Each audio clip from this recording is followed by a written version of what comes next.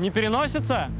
Okay, guys, so I guess there's a problem still. Not sure, yeah. Something that people might not be aware of. This is something that has never been done before. You don't fly through buildings, you don't fly around buildings. It is very delicate. We spent the last year making sure that we could do this world's first, flying through the building safely with a couple of thousand people on the other side and return for landing. 3, 2, 1, go! Redbull Tetris is basically a competition of bringing the two most versatile Tetris players in the world and bringing them here head-to-head. Welcome to the Redbull Tetris World Finals here in Dubai. They've played on the mobile phone, they will have played on the computer, and now, for the first time ever, play on drones in the sky. When they came to me with the proposal to do this with drones, it was never done before. Did you imagine when you started with drones that you would ever play Tetris in the Dubai frame? There's a lot of challenges to this. You've got a building. People don't fly close to buildings for various reasons. Then you've got a grid that has to play vertically to match the frame. Then you've got to have the connection, which is from the gamers on that side to drones that fly wirelessly on the other side. Woo! My first slide! We've all played Tetris. So now all of a sudden you've got the idea of the biggest, the most mad Tetris game in the world. So what are we loading up today, Chris? Today we're doing a test at Dubai frame. We basically have to test the ground, we have to test the frequency, possible interference by the tower, etc. It all looks very impressive, but there are certain limitations that we can't really fight against. I think that's the biggest, is the wind conditions. There's no buildings like this in the world, so to do this, of course you want to be part of it. Now, the frame itself comes with its own challenges. It is such a unique structure that it creates its own turbulence, and the drone is so light that this turbulence could affect the whole show. In terms of wind test, do you want to do one straight line with multiple drones in height, or do you want to do horizontal one? The test that we do now is the lowest drone and the highest drone for us to have a visual feel that things work. This is where we're going to fly. That is the viewpoint you're going to have from there. That is the viewpoint you're going to have from there. This one, that's in an ideal position. Yeah. It is just above the building.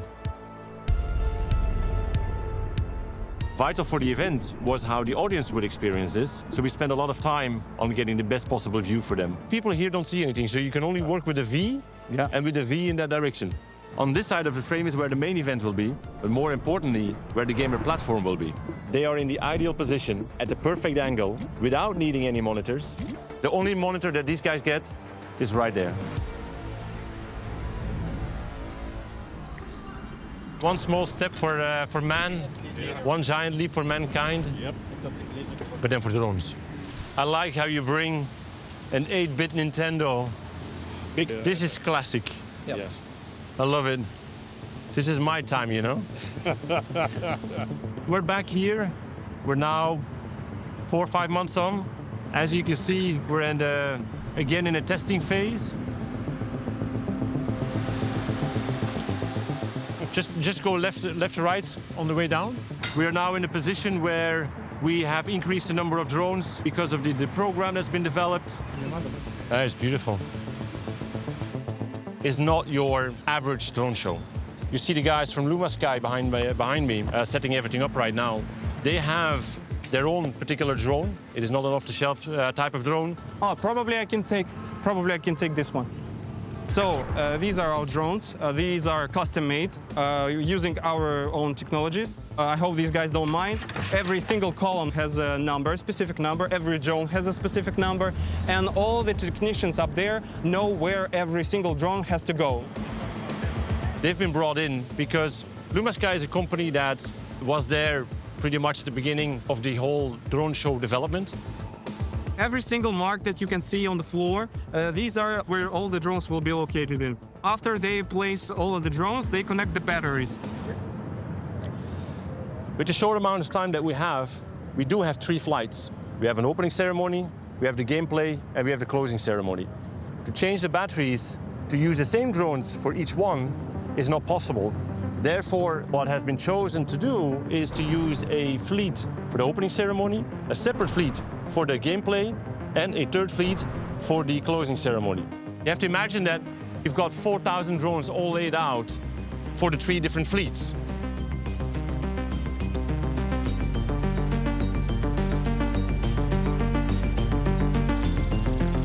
Up there, they have a radio tower for our pilots. They will be able to turn this radio tower at the direction where the drones will be located. We need a clean signal for the gamers to have a clean Tetris game. That is what this test is for today. There they are. For the drones to manage GPS positioning, they have to be in a constant movement in order for the gamers and the public to see a static screen. So in essence, the drones are moving, but because they move in sync, they appear still. If they were to adjust individually, the whole screen would wobble. Right now, the boundaries are pushed so far that even for a company that experienced, they need several days of testing and rehearsing from low volume to mid to high volume. I think this was a successful test today, huh? Yeah, that's it for today. Extremely excited to be part of this because it's a game changer in the industry.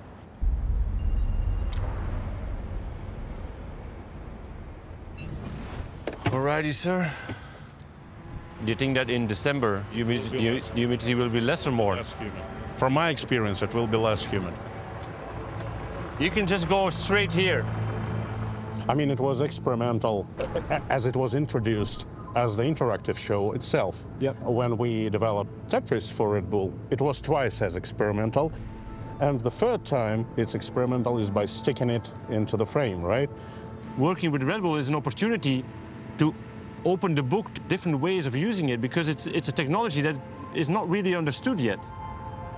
One of the biggest challenges that we had was that you can't simply connect Tetris game to the drones. It is not just a wired connection from the gameplay into a monitor. So the team at LumaSky had to build their own version of Tetris. Yeah, that's it. That way the game can talk directly to the drones without any external layers in between.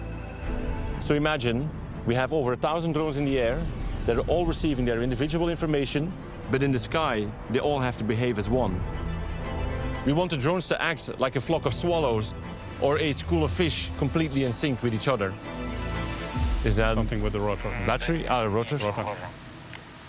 That red one is same like yesterday. Yeah. Might be the humidity as well. The same. Oh, there was a red one over there as well. 99 тоже иногда пропадает. So what's happening is basically we have a conflict between 2 software versions for the drones. So the only way for you to use those drones would be to actually physically change the software on the drones. Changing software means we need to take them back, and it takes some time. We decided we're packing our things and going back home now. Nothing is going to happen, yes.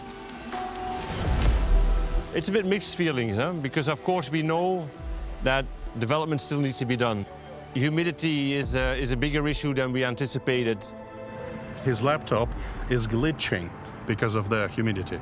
We know there's still work, but we also know that the goal is within reach. Yeah, So- 100%. But some people are not going to sleep.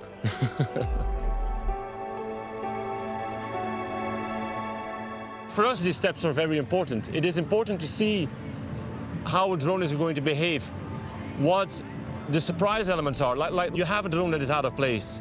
You have you have something that doesn't go as you want, but that's because you're testing the limits. All of these things is because you push the limits. In the end, that's what Red Bull wants to achieve anyway with this project. Pushing the limits is impossible without having setbacks. That's where you learn from.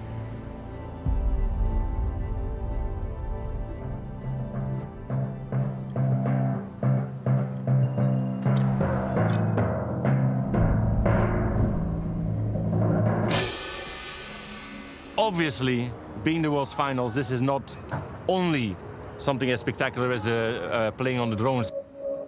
It is the orchestra, it is the MC, it is the music, it's the pyrotechnics. All of this is being connected with timecode. Why this is even more important is because we got a couple of human factors in there. Okay, can I go? I'm the pilot in the end. I'm responsible for flying the drone. We decided to use the Blackmagic drone as our main drone because it's very good at low light. They asked for a shot where we need to fly on top of the contestants and then show the Tetris, and this is a super lightweight drone, so we need to use this one. Ale here is responsible for timing me and making sure all the communications are right. I don't know if people know how important this timecode thing is. Like, if we get the timecode wrong, we're really in trouble because there's drones all around that I cannot see, and if I don't know when they're gonna pop up where, then yeah, we are in trouble.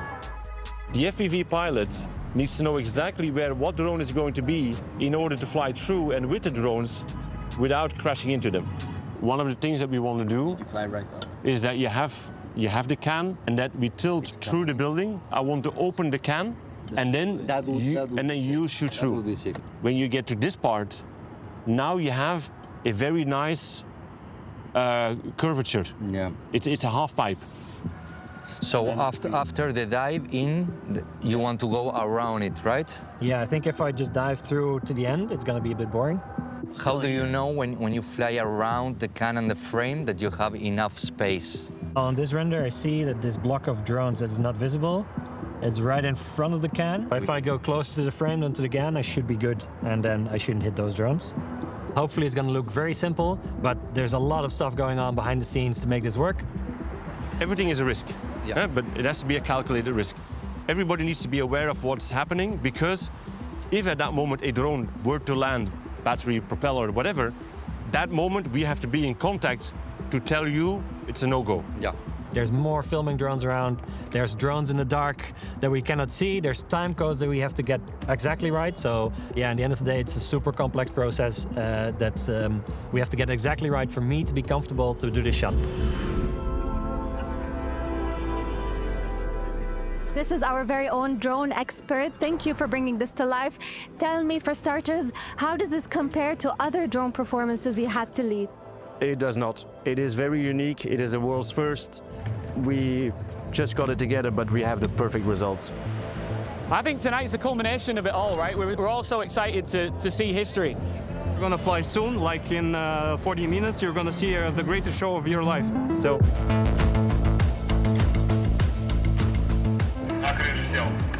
Another channel? Yeah. Stand by on time code. Thanks, buddy. The biggest ever game of Tetris. It's going to be epic.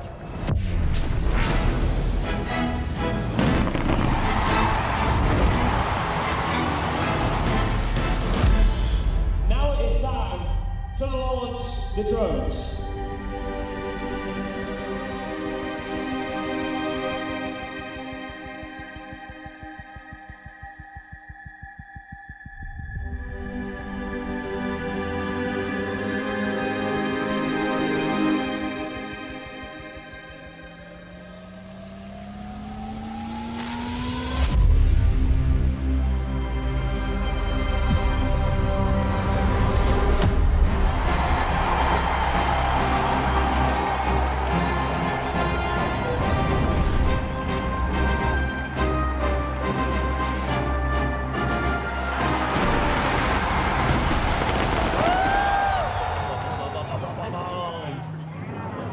Opening ceremony complete. Prepare for landing. Stand by, not all the drones are down, Sam. I can't start the next time code. Chris to Martin. You're good.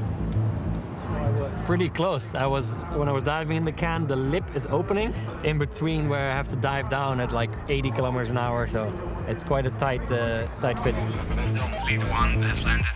Prepare Fleet 2 to take off. Well, on the next run, the second game show, we have the small drone, and then we're gonna get very close to the crowd. So I'm doing really tight circle around the gamers, and then going to the frame. So hopefully that's be like a really cool connecting shot. 3,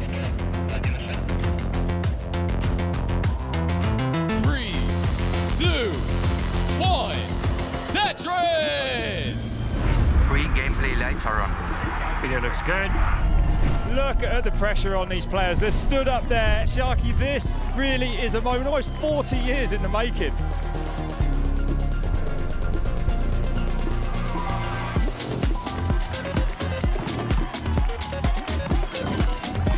And he's opened up for the T-spin and executes it flawlessly. 3, 2, 1, and that is time!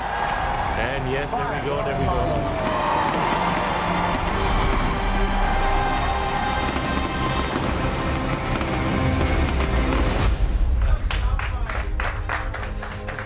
I don't know how to describe it. The very first test, we brought 7, but only 2 took off. That was a moment where we weren't sure that things were gonna work, and then September was a moment where we weren't sure things were gonna work. And then to see that you've overcome all of those challenges, one step at a time, it's like the end of the adrenaline. Now it stops. I don't know if you can describe the emotions right now. Everything comes together. Wonderful, true. Excellent work. But knowing that we made someone proud who developed this from the ground up. I'm more than impressed, I would say. Ah, beautiful. It's been a good run.